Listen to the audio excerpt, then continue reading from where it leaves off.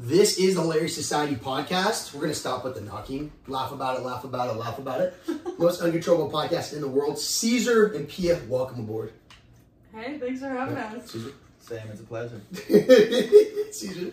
So these are my homies from day one. We're down here in San Diego, also known as San Diego, also known as San Diego. That's not a real word, but it sounds good. Anyway, we're down here in beautiful Pacific Beach, also known as PB and J. Peanut butter and jelly sandwich did originate from the city. So we're kicking back. I thought it was PB and TJ. Yeah, PB and TJ. Oh, Tijuana. That makes a lot more Tijuana, sense. also known as Terry's Jerky. Also known as our home. Our home, yes. So we're out here today to talk about a few different things. But off the bat, we always like to start with some icebreaker questions. Let's just cut to the shit. If you could you fight 2 pit bulls and survive? Caesar, 1 minute on the clock. So honestly, I don't think so because you. Go ahead. No, I mean if you think about it, at some point, like there's gonna be another pit bull like just chewing you out, regardless. So it says and survive. Like I can fuck a pit bull up, but I'm not sure I'm making out of it out alive. So if I throw you in a cage, I'm choking the pit bull out first, right? Yeah. For sure, and I'm kicking one of the balls. Yeah. But have you? Like, what if they're clipped? Well, have you exactly? And then have you noticed how like some dogs and breeds, specifically pit bulls, they jaw lock. Well, but they also don't perceive pain like every other dog. Really? Right. So you could so there's this one big story about this farmer that had his dog out, and it came back the next morning bleeding and just like jacked up, like cut up. He didn't know what. But 2 days later, he went out to the ranch and found out 7 coyotes dead. Oh, right? So this dog has just fucked up 7 coyotes. Coyotes are little, right? but I saw. Yeah. But they don't feel pain, right? So my dog used to be the same way. Like he'd be bleeding and shit. I don't know where he came from, but he jumped the fence and they just keep going. Okay. Right? So I don't know, man. I honestly don't think I'd make it against 2 Dude, I think you could though, because here's my thing: we have opposable thumbs, so you can throw phage, you can take out eyes. Yeah. And like they don't care. Yeah, they're not that tall. So if I was just like, I'd probably like grab one, like go for the chokehold, and then I was like, and then I'd let him go, and then the other one came, I'd freaking throw him. Well, how long do you think it takes to choke out a pit bull? It'd probably take a minute. Exactly. And then they go for the balls. They go for the balls. Like that's low right there, bro. Your balls hanging low. Like they're like knee. I might die. But I don't think I'm not letting myself die. Like, no shot. Like when we're on the doors knocking, all the homies get all nervous. I'm just like, all right, if this is my time, I'm ready. For sure. Yeah. But most of the time, you're fighting against 1 pit bull. Yeah, that's true. Right? 2, though, throw it in the bag. And all right, another one. Oh, wait, actually, Pia, what'd you say? If you can't kick it? I said if I can't kick it dead, I'm probably not going to make it out alive. Yes. I'm not good with my hands. I'm better with my feet. She's going to stomp some dogs out. So, if you had to pick one way to end the world, what would it be? But here are the options. Zombie apocalypse. World War III, which is nukes. AI takes over, or alien invasion? Mine is easy. Zombie apocalypse. That's so depressing, though. I'm so ready for it. Are you really? kidding me? Are you like that one homie that's got like 50 cans of beans and like 100 million ammo? I think I've seen Zombieland way too many times to not want to. What about Walking Dead? And Walking Dead, yeah. Yeah. I just think that would be so dope. Like, you just... Dude, I would be so depressed, though. You know, is it like how about this? Is this a zombie apocalypse where as soon as you die, it doesn't matter how you die, you become a zombie? You see, like in Walking Dead, when you die, you come back as a zombie. So some people like just get smoked. Like they like have people kill them so they don't come back as a zombie. Or is this only if you get bit by a zombie, do you become a zombie? You get bit by a zombie, you become a zombie. Okay, but otherwise if you die before, then you're not going to come back as a zombie. Okay. So that's what you say, dude. That's pretty depressing. All these all fucking suck. So my thing is the outcome of regardless of any circumstances, is human annihilation. Is that the way it ends for all of them?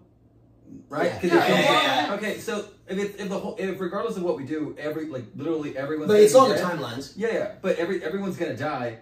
One, what's the whole point of like you said World War III or IV? Yeah, what's the point of having people like suffer and fight if they're like regardless, even winners are still gonna die, right? Yeah. And then like zombie apocalypse, you're just gonna suffer. Yeah. Like, you're just gonna cause like insufferable pain. Yeah. Why not just do the AI and have like if their goal is just to kill everyone, why not just make them? I mean, they're gonna be smarter, I'm assuming, right? Yeah. Make sure that everyone just goes painless and just.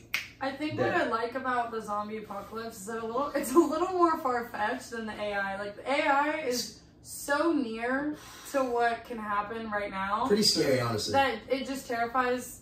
It just terrifies me a little bit too much. Honestly, yeah. Have you seen like that? They're saying like Elon Musk is like we're already too far past like reversing AI. Yeah. Like they've already figured it out. So I have. Like AI is already becoming self-aware. For sure. Oh yeah. So go ahead. I have a family friend who works for Meta. Mm-hmm. And Instagram, Facebook thing. Facebook, but he works with VR.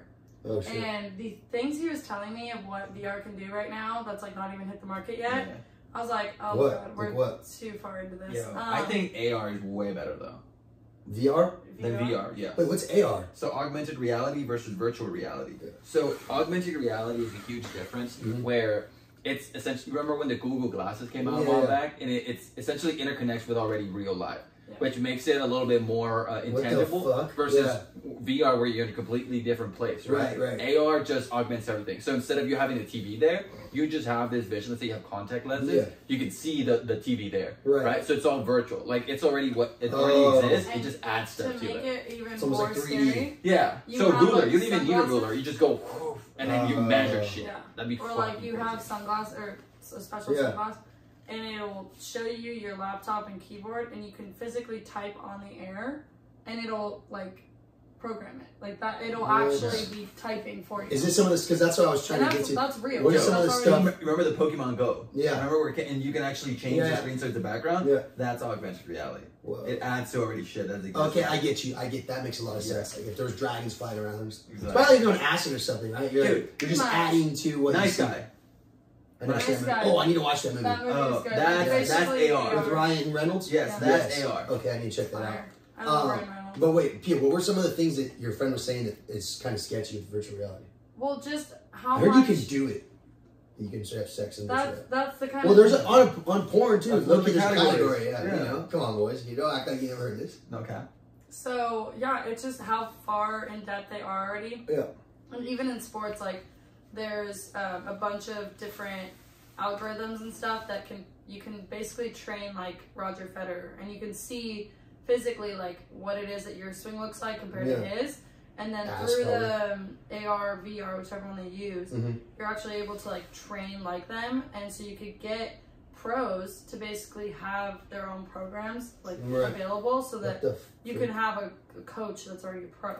That's nuts. That's also like Ready Player One, that movie. That one's kind of nuts too. Yeah, so that's virtual reality. Yeah. I don't know. I just think we're living in crazy times, dude. Like, I feel like, I don't know about you guys. I mean, we're all about the same age, but like, I feel like my generation or like my age group, like the pre-millennials, was like one of the last groups to get through. Like, I got through all of elementary school before getting introduced to social media. Like, I did have my DS and my PlayStation, but like, there was no like, there was no online yet. Yeah. Like, it was like, I played PlayStation with my one friend. I couldn't go call him from across the U.S. and play on all that shit. Or exactly, right? Exactly. But now it's like, I remember when I got to middle school, like, Instagram had just dropped when I was in 7th grade. And, like, I feel like it just changes the way that, like, kids are, like, perceiving reality. Yeah. And, like, I feel like less men know how to talk to girls now, too, because it's, like, everything on social media and DMing. I feel like a lot of, and it goes both ways. Pia, I want to hear your perception as well. But I feel like a lot of women, too, are, like, trying to like embody like what they see on like these women like on the Kardashians and shit, and it's like it's so in your face that a lot of people are like trying to be that next famous person or whatnot, but because social media is Alex Earl. Yeah, or whoever that is. Yeah, you don't know who Alex Earl is? No, who's that? Dude, literally the it girl right now. The it girl? You don't know who Alex Earl is? Or it? It. Is she hot? Wednesday? Are you serious? Let me see. Wednesday? Wednesday? No, No, today's Tuesday, my friends. No. You're actually kidding. No. Anyone I bet you I've probably seen it. They're probably going to be like, you're joking, you don't know who Alex Earl is. She's literally this girl who has This is going to be the title of this episode. Who the fuck is Alex Earl?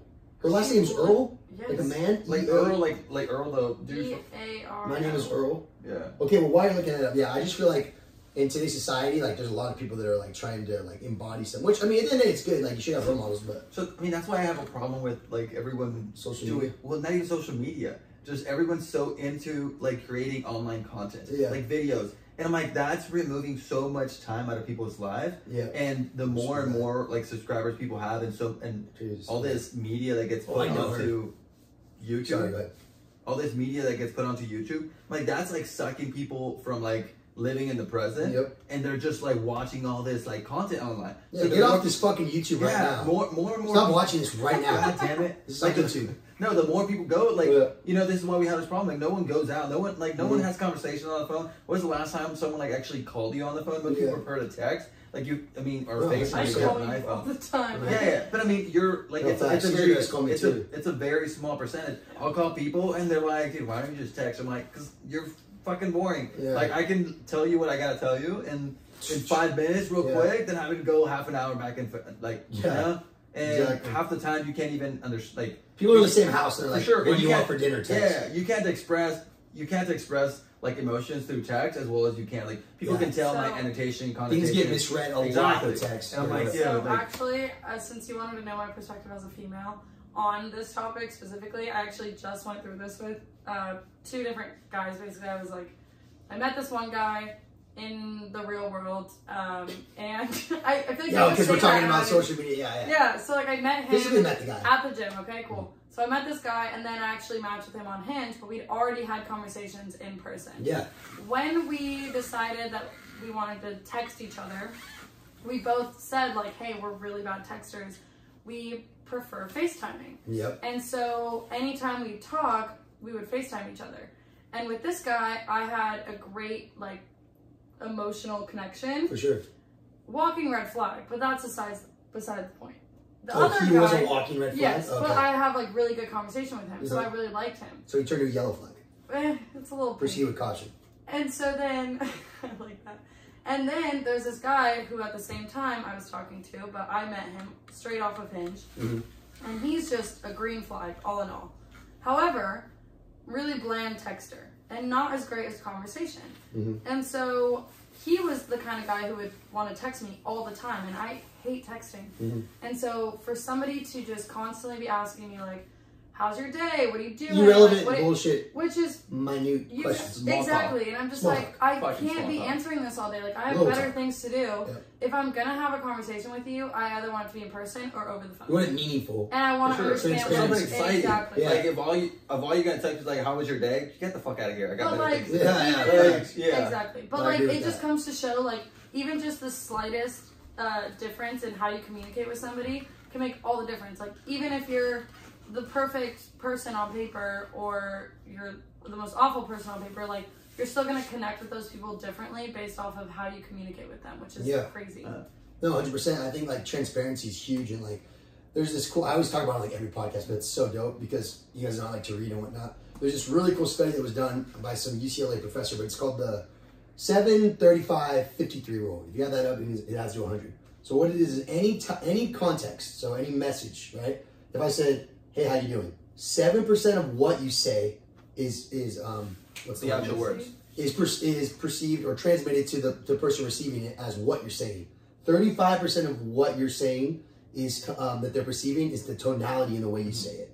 And 53% is fucking body language. Yeah. So when we'll get to talking this later, when we're on the doors, if you're going like, hey, how you doing today? If my eyes are open and I'm fucking shoulders are wide and I'm saying it with the way like I actually care, or not even to make it so, if you just go talk to someone like your buddy, like, hey, how's your day, brother? For sure. You know, it's gonna be perceived as like he gives a fuck. Different. If I literally said the same exact thing, hey, how's your day, brother? I'm not looking at you. My shoulders are down and my voice is like I could give a fuck. Yeah. People read that. So yeah, like I think FaceTime and phones are huge. So for all the hundreds of people that are listening to this right now, no, we've been getting over 100 episodes. Yeah, it's actually that aren't really aware. Like 200 now. That aren't really aware of what we do. All of us sell solar door to door.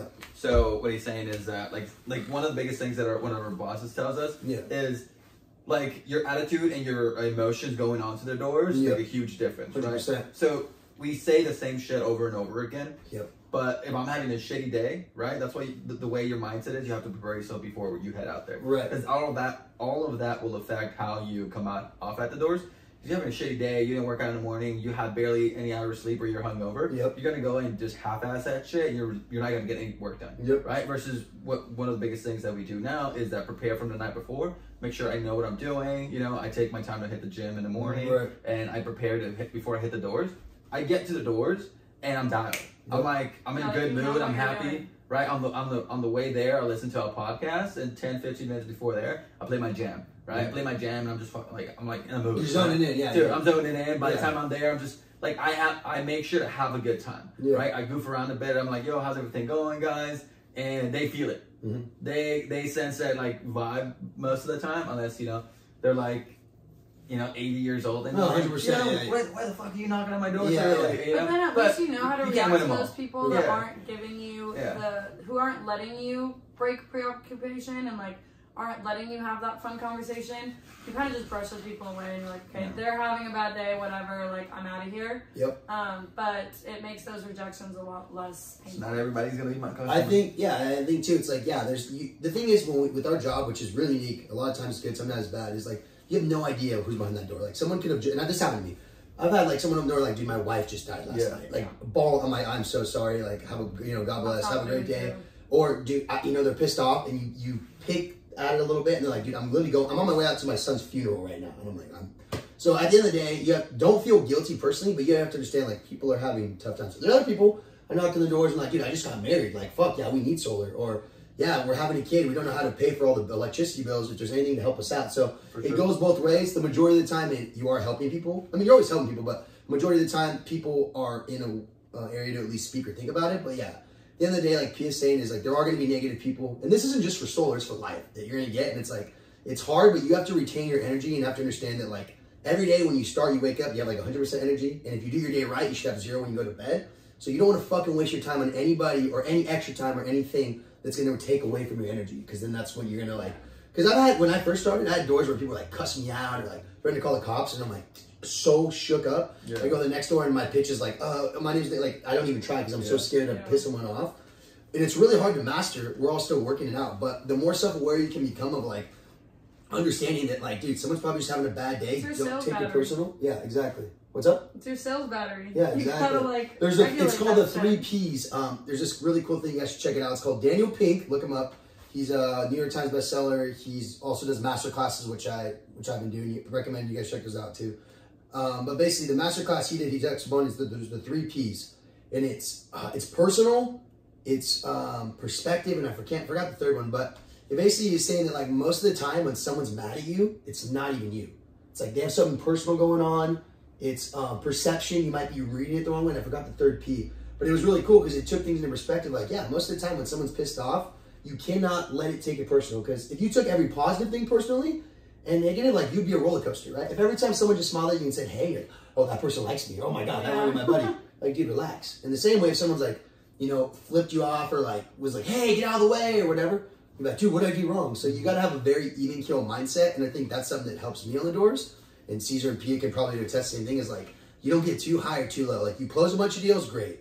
You close none, great. Like, you do the same thing every fucking day, and like constant repetition carries conviction. So 100p. It's all about inputs. Input. Push and P. Yeah. Push and P. Yeah, future. I can get that voice crazy.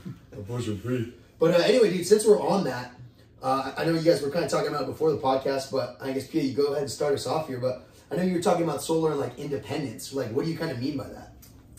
The independent, so we're all independent contractors, we're all 1099s, which is great because, I mean, it's all about perspective. For some people, they say you are crazy delusional for, being at a 100% commission job. Psycho. Like, there's no benefits, like, you don't have any sort of certainty in this job, like, what are you doing, how are you going to make money, blah, blah, blah. But I feel like the way that my brain's always worked and how I've always wanted to work has been in an entrepreneurial setting. And I didn't really realize that until getting into this job, because nothing in school really like stuck out to me as to things that I wanted to do. I've always wanted to be a high-level professional. I've always known that I wanted to run my own business, but I didn't know what that business was.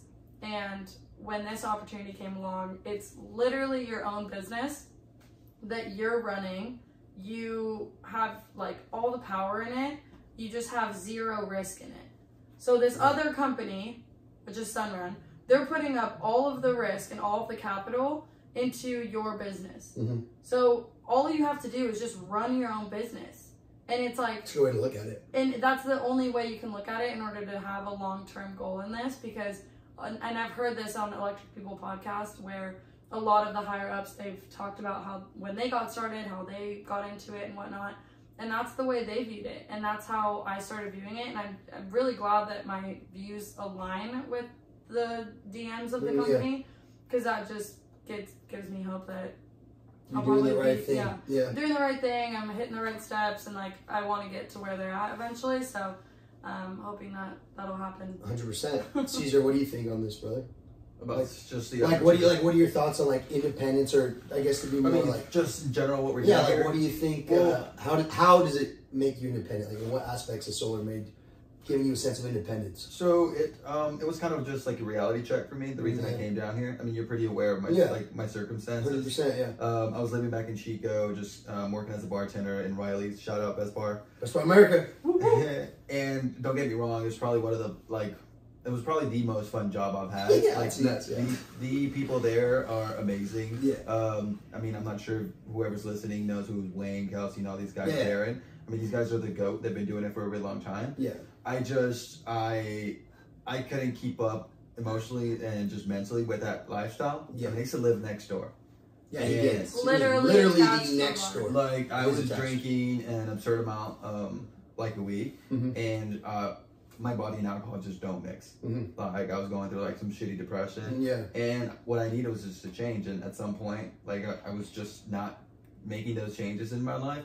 At some point, I just had to like, stop making excuses about my shit and do something. Right. So within like 2 weeks notice, I just, the guy, our boss now, Mike, Mike Brand, he called me up and he offered me this job that was actually not even meant for me. It was meant for Nikki.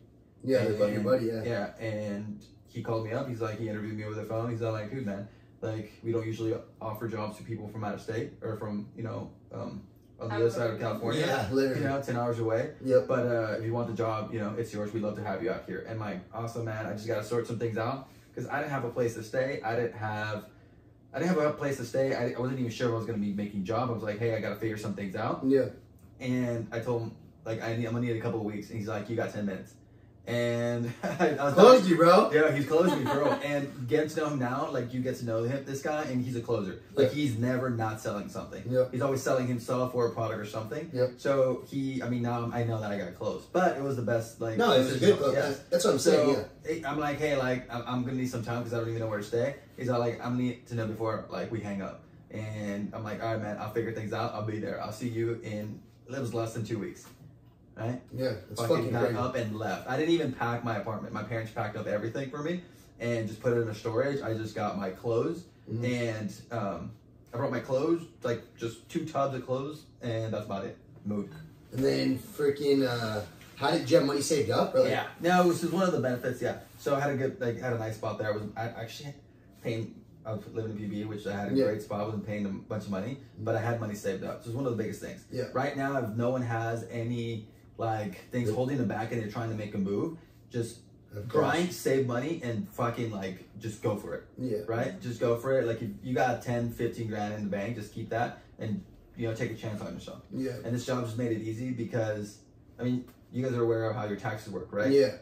The thing I love about this is regardless of what you do, you gotta pay some sort of tax. Yeah. The difference is that when you're a W-2 employee, you get paid before you even touch your money until Sam gets taxed. And then with what's left, you have to pay your expenses. Yep. Having an LLC or an S corp or being a 1099, you have your monthly income the way that we work. I pay my expenses. So anything from my car, my vehicle, my tires, anything that has work related. Yep.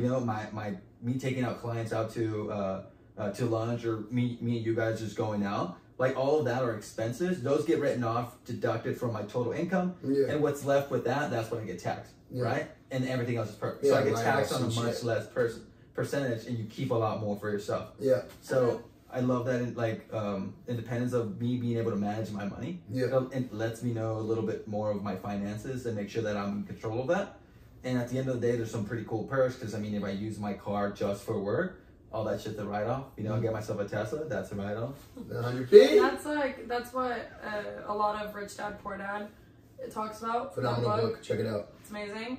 Still haven't gotten through the whole thing, but working on it. But basically, they talk a lot about how rich people get richer because they know how to use all of their money to better their business. Like any person who has a high net worth, they have nothing to their name. Everything is on their business name. Yep. So like, if you try and sue that person, like they got nothing. They literally own nothing. Own nothing, control everything. Exactly.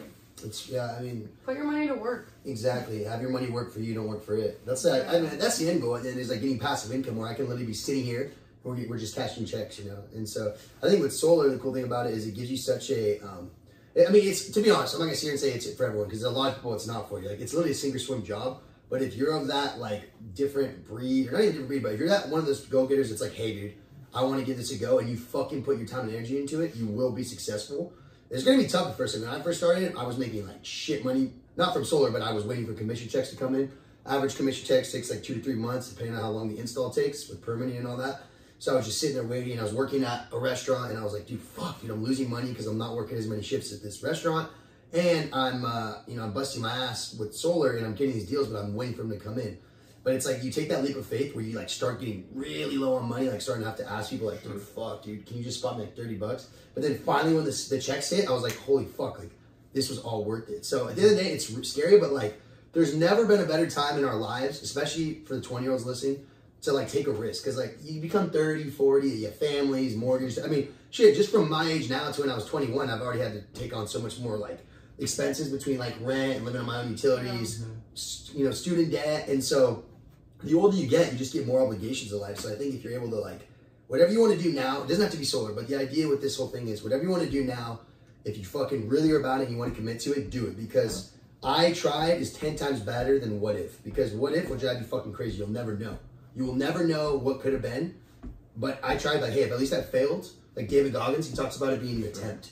It's not even a fail. Yeah. Good book. I heard. Never finished. Second one out now. No sponsorship. But anyway, you know what's something crazy though? Yeah, go ahead. No, go ahead. Yeah, go ahead. You know this crazy like fact someone told me What? that like 45% of like people out there with a bank account don't have more than $1,000 on their checkings.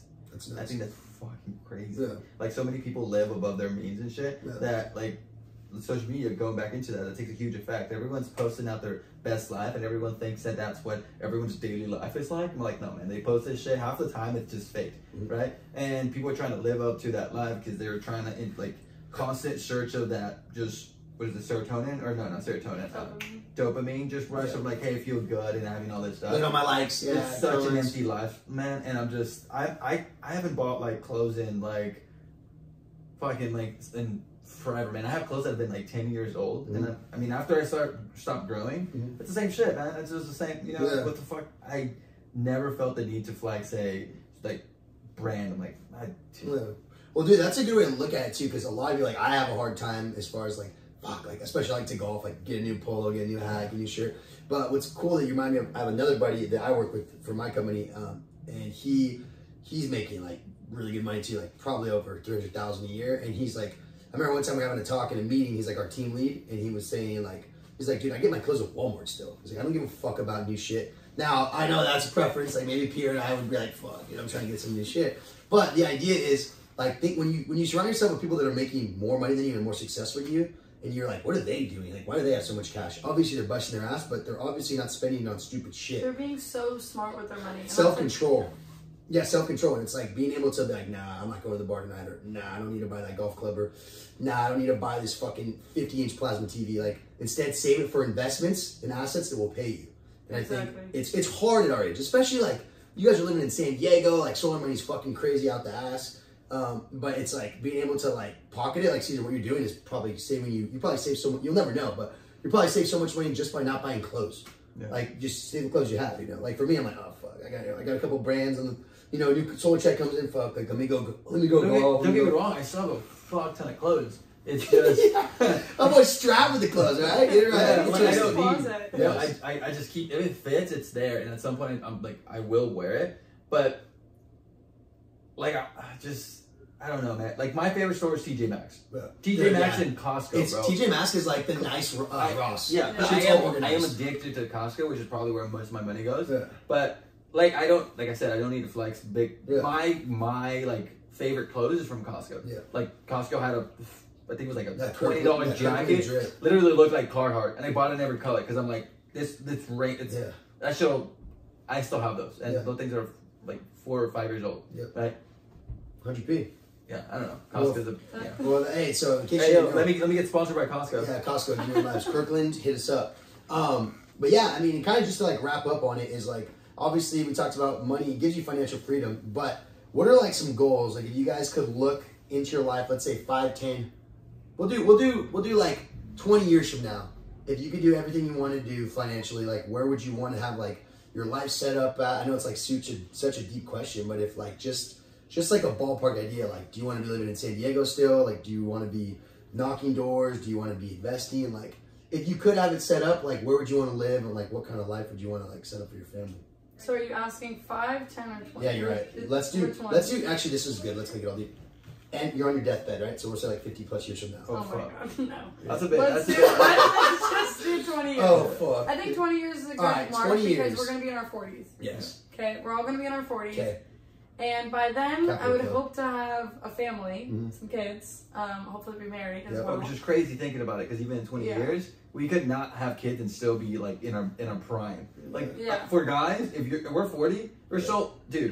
I mean, 40's a new 30. Yo, if you take care of yourself, you hit the gym, and you make sure you're physically like healthy. A dude being 40, bro, we're wine. Bro, Yeah, we you guys are age so fine. much nicely. I'm Women- trying to be like your pops, bro. Like, yo, shout out Tony. Shout out Tony. Yo, Shout out Tony, Dad. you might not know me, but yo, you man, Yeah, we want the boys to look like Tony. There you go. There for you sure. go. So I love that. like we're still gonna be in our prime, but that's when we're at our most value, because one, we're experienced. We know how to manage money. We have money by then. We're gonna start a family, bro. Like with someone that's, you know, like 30 or something like that. We're just, dude, we're gonna kill it, man. And we're gonna be set. We're just gonna have 100%. You know, I heard a statistic on Mind Pump. Shout out Mind Pump. I love them. Quick shout out. What are they, like an Instagram page? No, dude, they're podcast. the #1 fitness and health podcast. Mind Pump? Yeah. Okay, Mind so Pump. that's, You gotta I check start them listening to out. that. I'm slacking on like Sal that. Stefano. Okay. Anyway, so the statistic was super random. They said that females have the peak of their their sex life in their 40s.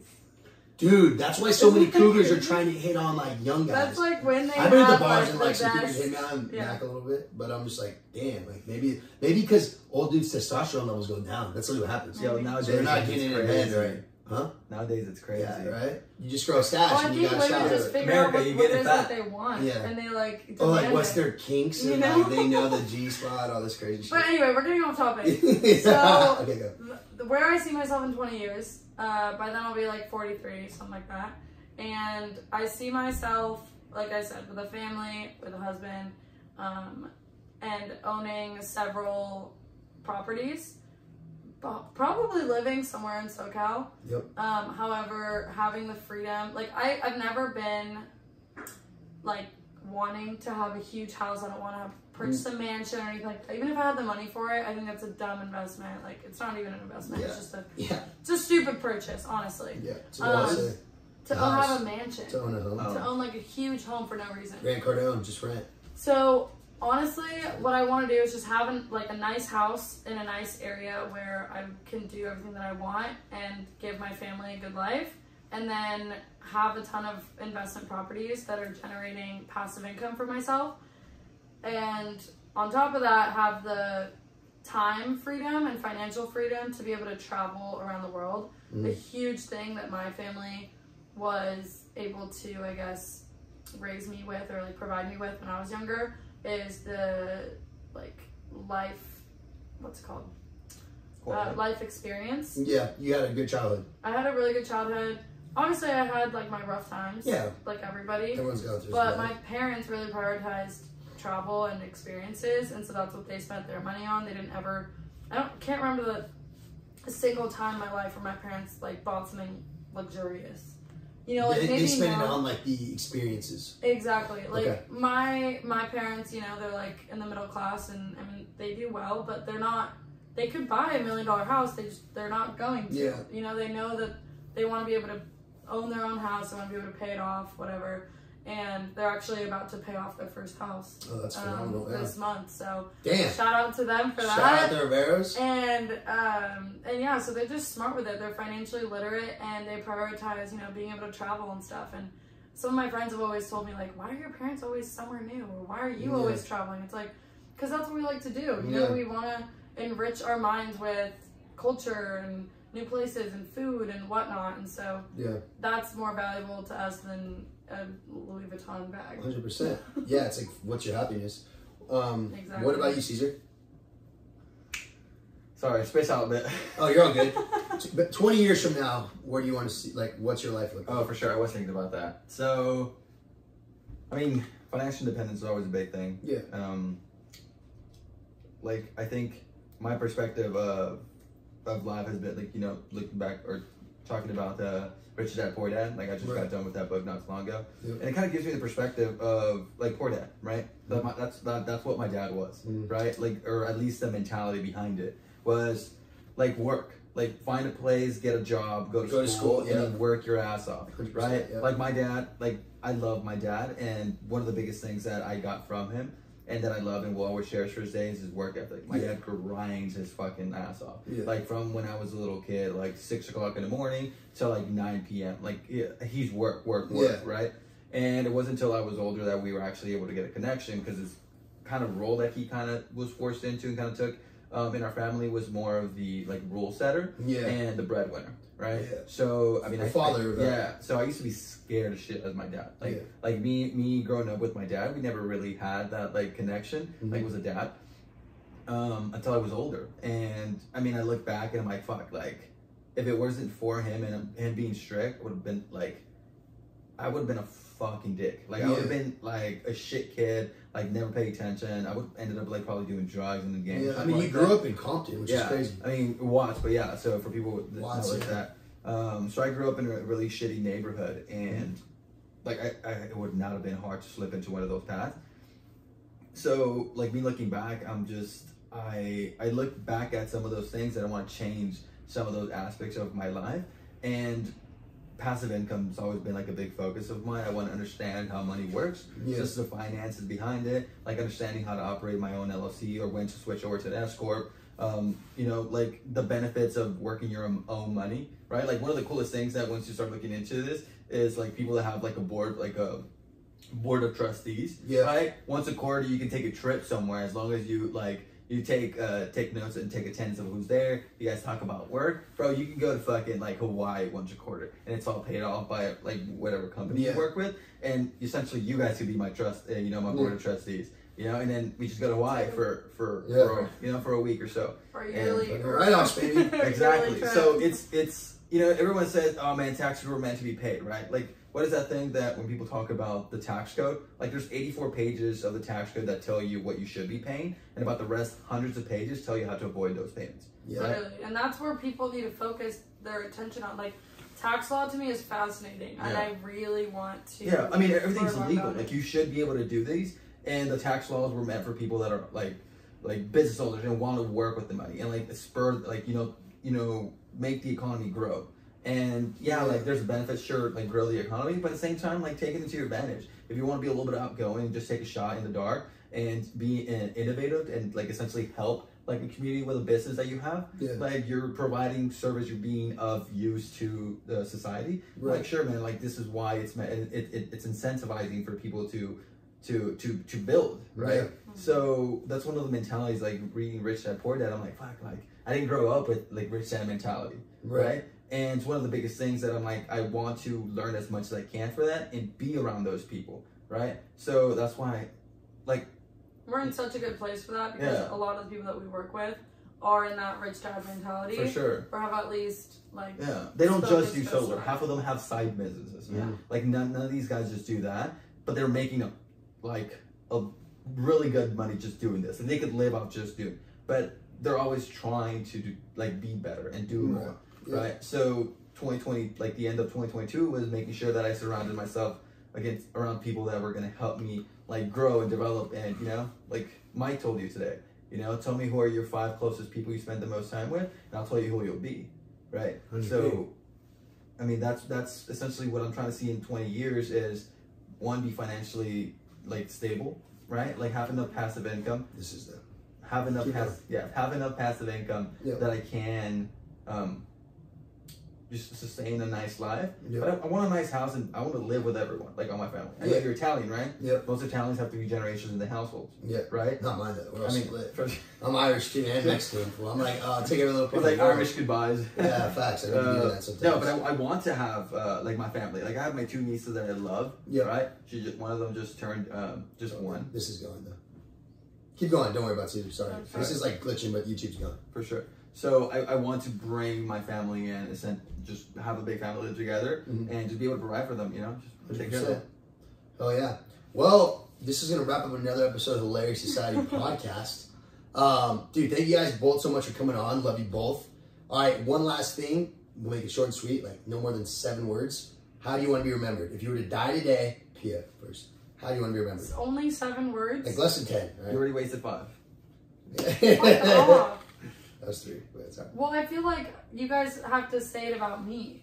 No, you have to say about yourself. your goals. What do you want? No, like life. Like if you die today, like how does Pia? Is it Riveros? Riveros? It's Federico. Riveros. Yeah, Riveros. No, it's so I want to be remembered as somebody who lived life, honestly, Fire. and worked hard. That's all. Okay, boom. Lived life and worked Cesar? hard. Less than 10. Genuine, giving, followed his dreams, Yes. loved family. You went Damn. over. No, that was good. That was good. All right. What about you? I want to be remembered as being a trailblazer and leaving a legacy. I was a 1 of 1, being unique. Oh, you're definitely unique. Yeah, there we are. Anyway, thank you guys again for tuning into another episode. We're going to keep dropping them all fucking year. The goal is 50 podcasts, 70 YouTube videos, and making out with 3 grandmas. We'll see you next week.